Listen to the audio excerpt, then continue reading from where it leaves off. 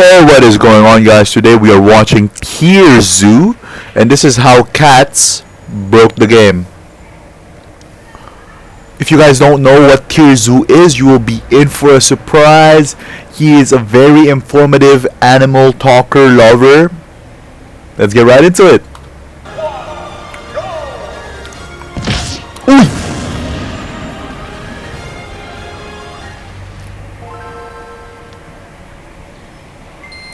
Yup. This game's tier list can seem pretty set in.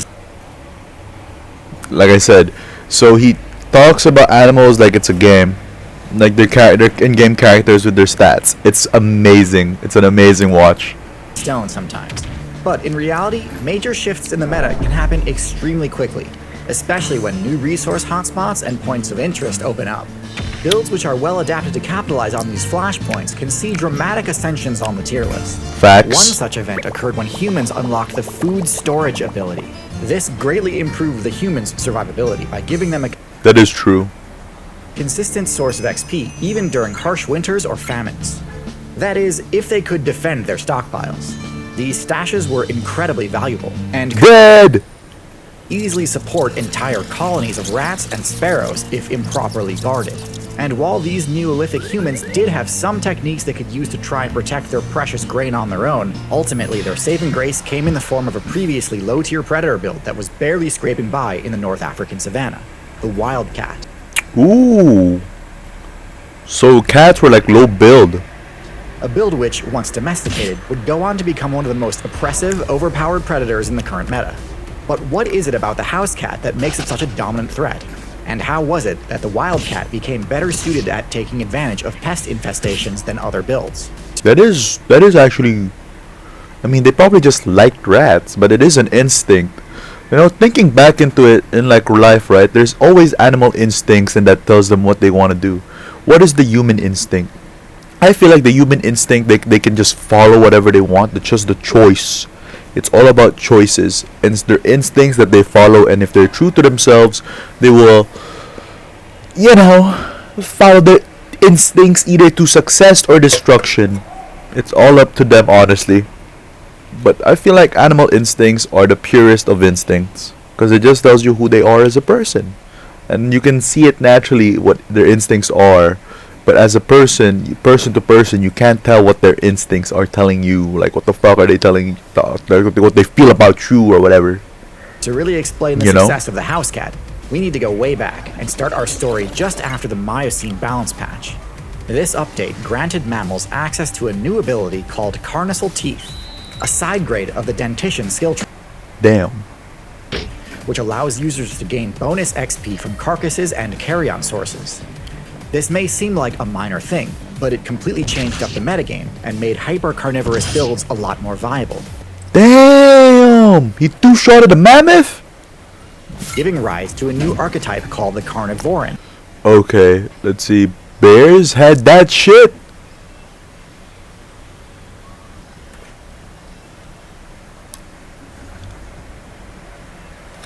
Oh, it's just the front paws or whatever.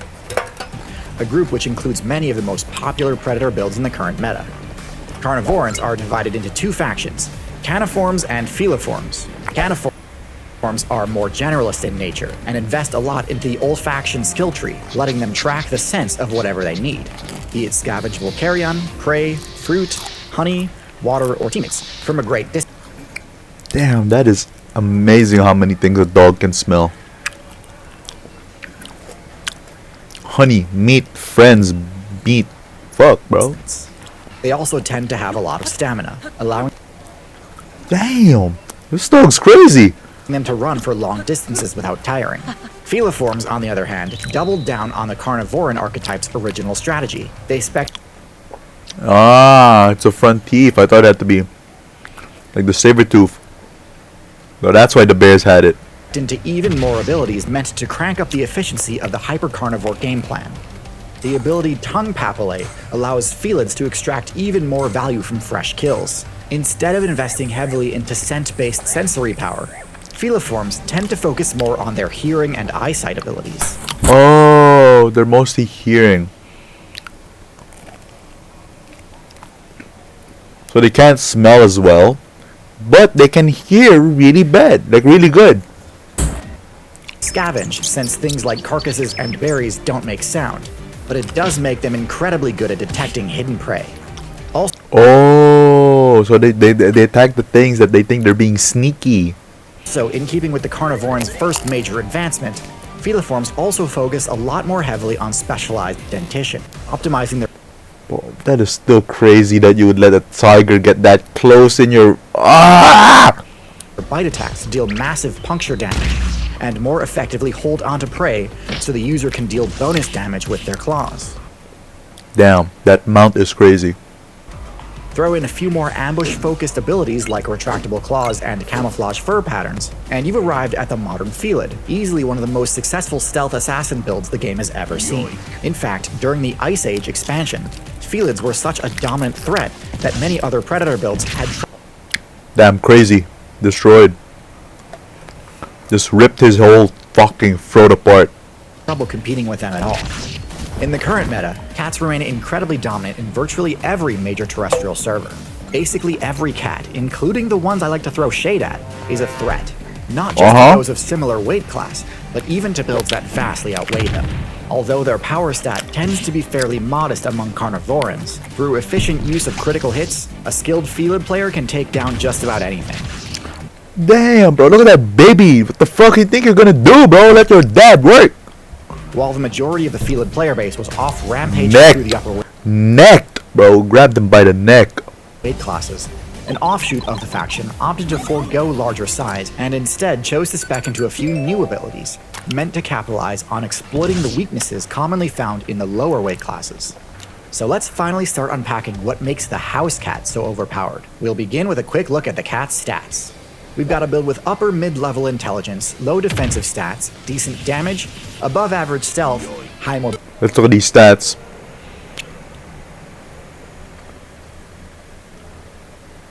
So his intelligence is 60.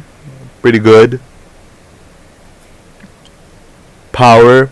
Okay, his intelligence and power is pretty good. Defense is pretty low. I would say fair, but he makes up for it with an agility. So agility is what he does to dodge. What cats use, it's amazing. Fair statements. Health, yeah, they have 9 lives, dude. This should be stacked 9 times max. This should be max. They got 9 lives. Stealth, oh yeah, very stealthy people. Ability and excellent perception. Oh yeah, perception. Their perception levels are crazy good. They can see in the dark. Off the bat, something that might jump out at you is, well, the fact that nothing jumps out at you. Cats are supposedly some of the most broken predators of all time, and yet That was crazy though. Look at the vert. that nothing jumps out at you. Cats are supposedly some of the most broken predators of all time. Like he double jumped. Look. Well, the fact that nothing jumps out at you. Cats are supposedly some of the most broken Like he stopped. I think it's just the video loading, but boom. predators of all time. A And huge yet none of vert. their stats seems all that busted on their own. Top tier builds tend to have at least one stat that is so high it completely invalidates the strategies of other players. But no, cats aren't able to use tools, they don't have a bone crushing or venomous bite, They're just cats, dude. they can't change colors, they can't tank attacks for days, they can't echolocate, and so on. So no obvious answer here. Next, let's check out their unique abilities. We talked about a few already, including the abilities that buff the XP rates from meat sources. Oh, it's their tongue. Oh, that's interesting. These should not be understated, as without them you can pretty much entirely write off the viability of this build. How is their tongue making them broken? I don't. Okay, let him talk. Let him speak. Cats and all other mammals have the warm-blooded trait. This grants them greatly improved stamina regen rates, greater resistance to cold damage, and a bunch of other useful perks, but at the cost of much greater upkeep requirements, meaning they need to secure kills much more frequently than similarly sized cold-blooded builds. Okay, fair enough. Fair trade. Without these abilities granting the cat bonus XP from meat, it would be very Damn, cold-blooded. Caught the fish. difficult for them to keep up with their energy needs, even with how efficient cats are at hunting. Damn. This shows just how vicious cats can be. Cats can also move extremely quietly due to their soft toe pads and retractable claws, enabling them to easily get within striking range of prey through smart use of cover and line of That's a fat cat, bro. That cat's been hunting. That cat's been hunting. sight. But okay, all types of cat. Okay, let's see what we got. They're all so cute. They're all so cute. Large and small have those abilities. How about something more unique to house cats? For that, let's look at their primary perception-based ability, slitted pupils. This ability grants house cats extremely precise depth perception, greater than all other felines. Yeah, they do have really amazing eyes. They can see shit really well. This allows them to perfectly judge the optimal pouncing distance, massively increasing their odds of landing an immediate critical hit and incapacitating their target before it has a chance to Damn! respond. So even though the house cat's base damage isn't broken in and of itself, when a house cat goes on the offensive, it can certainly look that way. What the Its fuck? damage isn't broken in and of itself. When a house cat goes on the offensive, it can certainly From here to there! look that way. Oh, that cat This got strategy is what has moves. led to the complete collapse of several different See that? That's a cat feint. They do jab. You feint. You feint. You feint. Whoopah! And then jab. That's what the cat does. player bases in the amphibian, reptile, bird, and mammal factions, as it truly is that oppressive. Damn, Now, while Quadra. we were first looking at the cat's base stats, one thing you might have assumed right away Ah, that cat's eye. is that the cat's lower defensive stats are its main weakness, and that cats Let's watch that might have again. assumed right away was that the cat's lower defensive stats are its main weakness, Boom! Headshot.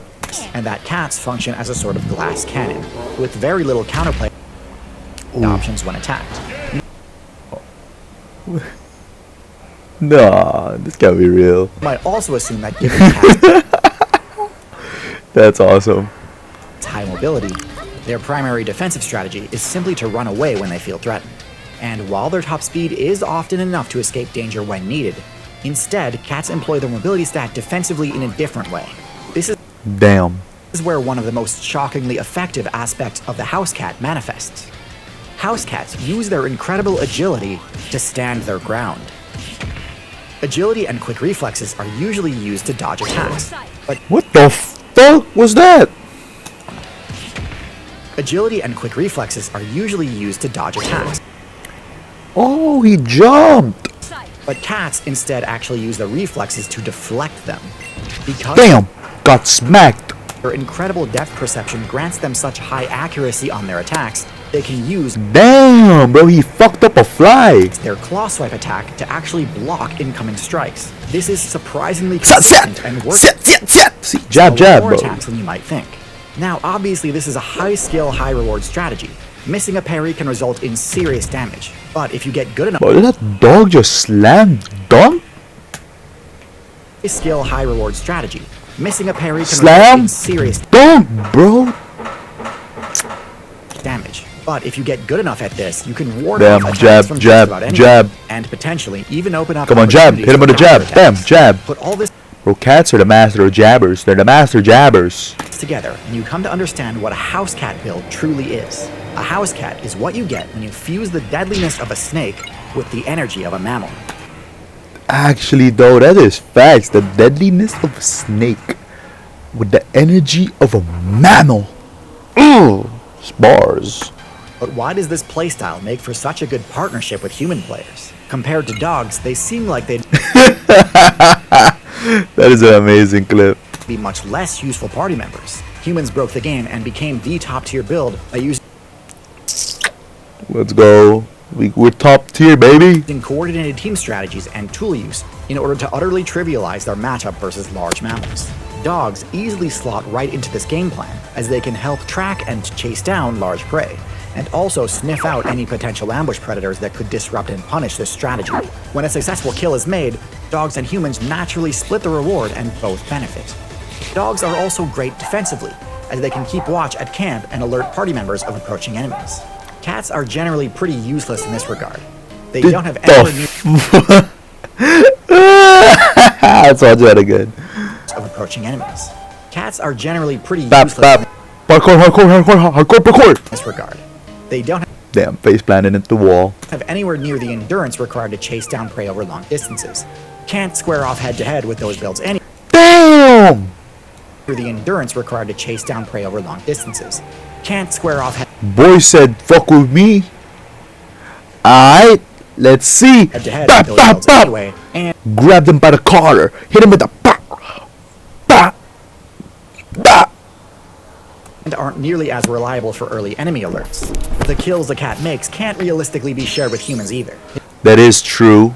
But they do try to share. They do try, but we just don't take it. It wasn't until humanity unlocked the agriculture ability that the player base began to notice additional vulnerabilities they didn't need to Ooh, the rat and the birds. Yep.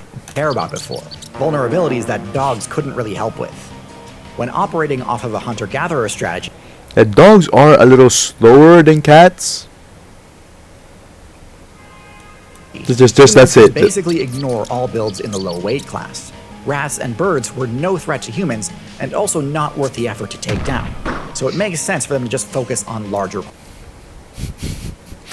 I don't know who this guy is, bro. I bet I hope he has a good day. quarries. However, when the focus shifts to farming and food storage, those same builds humans were ignoring before suddenly became one of their biggest threats. Oh no. They gotta have somebody there. Having a granary raided and its food reserves destroyed could easily wipe out an entire human settlement. Dog could barely get one. Figuring out proper security for these Look at that cat, look at that cat. storage sites was critical. Dogs simply are not effective enough at stopping pest infestations to fill that No. role. They cannot climb or fit into small spaces No. and aren't stealthy enough. They're too like they're not like that, bro. They're not like the trickier cats. pests. Cats, on the other hand, are truly excellent at this task and come with other benefits as well. Yeah. One being that they require very little upkeep. Although they are social builds, they hunt alone, so they don't require any direction or attention Nice, got from their one. human party members in order to Bro got his bro got his snack. their task. Since humans don't have any need for rat or bird carcasses, the fact that cats don't usually share their kills is actually a benefit rather than a drawback. Cool. God damn that dunk, bro. He can dunk. Bird carcasses, the fact that Grab, cats grab, don't usually grab, share their grab. kills is actually a benefit rather than a Damn, drawback. bro went from straight cat went from grab, bite. Bro, look. Their kills is actually a benefit. See, look. Pop. He fucking we windmilled it. He went bop, bop. Ha! Rather than a He drawback. windmilled that The only thing bitch. cats really require from humans is to share in the shelters they construct. In the wilderness, cats typically use burrows, hollow stumps, or caves as their home bases. But these are Interesting. But then that's where snakes come from. vulnerable to attacks. Human settlements are significantly safer. Speaking of safety, even though cats are extremely lethal hunters, they pose very little Aw, that's so cute. danger to humans. This is a huge advantage over snakes, which theoretically could ally with human Damn, did that snake just glide? danger to humans. This is a Look, huge advantage over it's just snakes, jumping. which Oh, never mind, it's theoretically could gliding ally with through the humans to serve sand. the same purpose, but in practice are far too dangerous to risk keeping around. Dumbass, That dude. cats are warm-blooded and therefore need to eat more frequently than snakes is Wait, what? Snakes can go the fact what? that cats are Fun fact, snakes can go weeks to months without eating?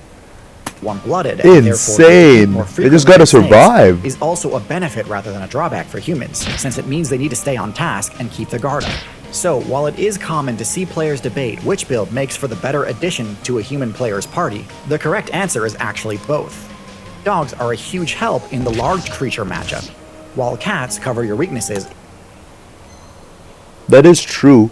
If you got a party of like 4 hunting dogs, and then you got a party of cats to support your farmland, helping the women back then, like doing the farming and gathering and berries and all that shit.